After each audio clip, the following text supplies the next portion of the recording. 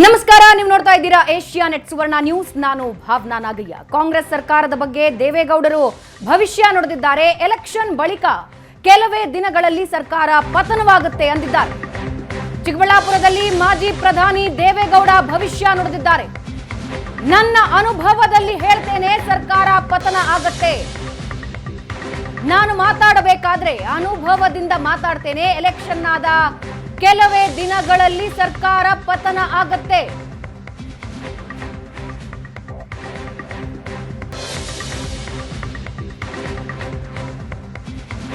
ಸರ್ಕಾರದ ಬಗ್ಗೆ ದೇವೇಗೌಡರು ಭವಿಷ್ಯ ನುಡಿದಿದ್ದಾರೆ.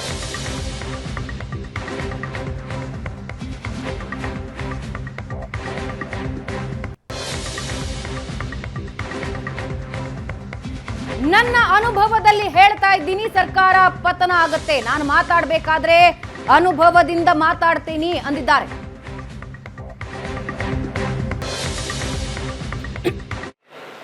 ಕೋಲಾರಕ್ಕೆ ನೀರು ತರಲಿಕ್ಕೆ ನೀರಾವರಿ, ದೊಡ್ಡ ನೀರಾವರಿ, ಸಣ್ಣ ನೀರಾವರಿ, ಮಧ್ಯಮ ನೀರಾವರಿ, ಇದೆಲ್ಲ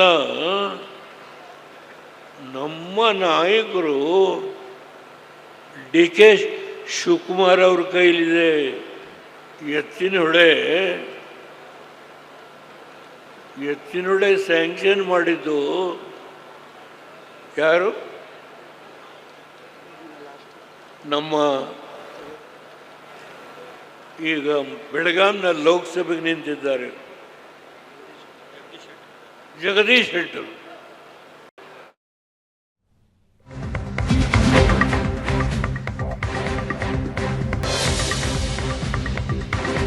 ಸರ್ಕಾರ ಪತನವಾಗುತ್ತೆ ಎಂದ ಗೌಡರ ಮಾತಿಗೆ ಡಿಕೆಶಿ ಟಾಂಗ್ ಕೊಟ್ಟಿದ್ದಾರೆ. ದೇವೇಗೌಡರು ಈ ಸರ್ಕಾರ ಬಿದ್ದು ಹೋಗುತ್ತೆ ಅಂದಿದ್ದಾರೆ.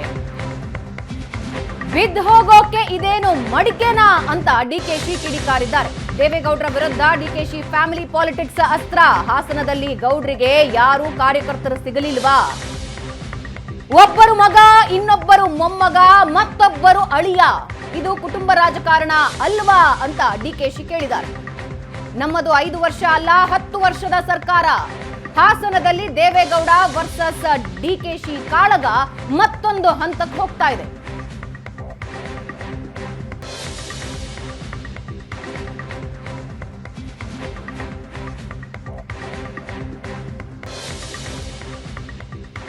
ಏನೇನೋ ಆರೋಪ ಮಾಡ್ತಾ ಇದ್ದಾರೆ. ಇರ್ಲಿ, ನಾನು ಕೇಳ್ತೀನಿ. ಈಗ ಸುಮ್ಮನೆ ಇಲ್ಲಿ ವೇಸ್ಟ್ ಮಾಡೋದು ಬೇಡ.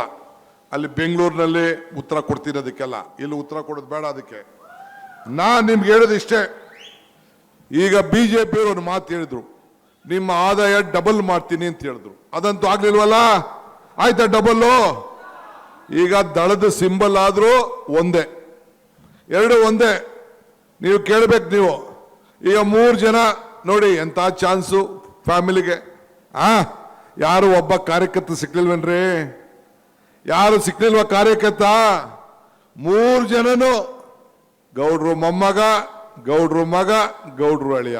ಏನಪ್ಪ ಇದೇನ್ರಿ ರಾಜಕಾರಣ? ಇದು ಕುಟುಂಬದ ರಾಜಕಾರಣ ಅಲ್ವೇನ್ರಿ? ಎಷ್ಟು ದಿನ ಇದಕ್ಕೆ ಮಾಡ್ತೀರಿ? ಅದಕ್ಕೆ ನಾನು ಹೇಳ್ತಾ ಇರೋದಿಷ್ಟೇ. ಇವತ್ತು ಕಾಂಗ್ರೆಸ್ ಶಕ್ತಿ ದೇಶದ ಶಕ್ತಿ. ಕಾಂಗ್ರೆಸ್ ಇತಿಹಾಸ ಈ ದೇಶದ ಇತಿಹಾಸ. ಕಾಂಗ್ರೆಸ್ ಅಧಿಕಾರಕ್ಕೆ ಬಂದ್ರೆ ಎಲ್ಲ ವರ್ಗದ ಜನರ ಅಧಿಕಾರಕ್ಕೆ ಬಂದಂಗೆ. ಇದನ್ನ ತಾವು ಗಮನದಲ್ಲಿ ಇಟ್ಕೊಳ್ಳಿ.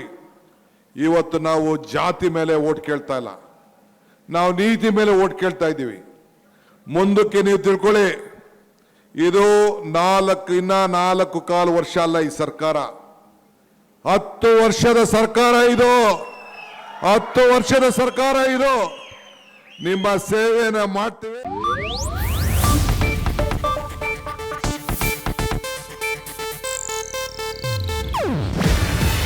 ಇದು ಏಷ್ಯಾನೆಟ್ ನ್ಯೂಸ್ ನೆಟ್ವರ್ಕ್ ಪ್ರಸ್ತುತಿ.